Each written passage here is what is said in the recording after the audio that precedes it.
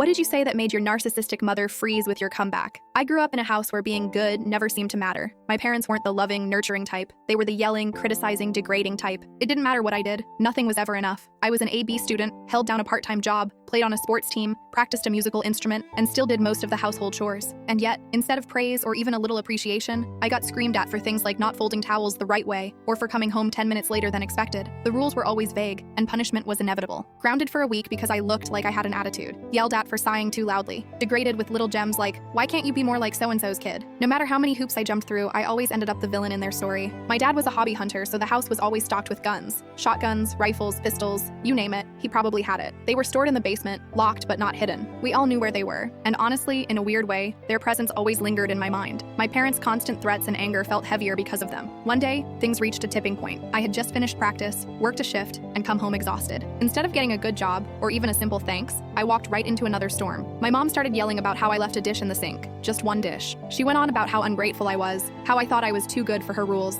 how I was nothing but a disappointment. I kept my head down, but she pushed and pushed. Then she hit me with her classic line, the one she used every time she wanted to assert dominance. "I brought you into this world," she snapped, her finger jabbing toward me, "and I'll take you out." Normally, I would have swallowed it, let the anger simmer, and gone upstairs to cry in private. But something in me just snapped that day. Maybe it was exhaustion. Maybe I was tired of letting them tear me down. Whatever it was, I decided I wasn't going to play the role of obedient punching bag anymore. I looked her dead in the eyes and said calmly, "Which gun?" She blinked at me like she hadn't heard right. "What? Which gun?" I repeated, keeping my voice even. "There's 5 in the basement. You want to take me out of this world? Tell me which one you want to use. I'll go grab it, load it up for you, and all you'll have to do is pull the trigger." Her jaw dropped. For the first time in my life, she was the one who didn't know what to say. I kept going, because the words were already pouring out. "You want the shotgun? The rifle? One of the pistols? Tell me. Let's do this right now since you're so sure. I'll stand right there and you can see if you're actually ready to back up the crap you keep spitting." The room went dead quiet. I could hear my own heartbeat, but I didn't flinch. For once, she wasn't in control. She opened her mouth like she wanted to come back with another threat, but nothing came out. Just silence. And it hit me. She never expected to be challenged. Her threats were just words she threw around to scare me, to keep me small. But when faced with the reality of what she said, she froze. I stood there a second longer, then added, "If you don't actually mean it, then don't ever say something that stupid to me again." Her mouth opened again, but still nothing. Not one word. I just walked past her, calm as I could, and went upstairs to my room. For once, she wasn't the one who had the last word.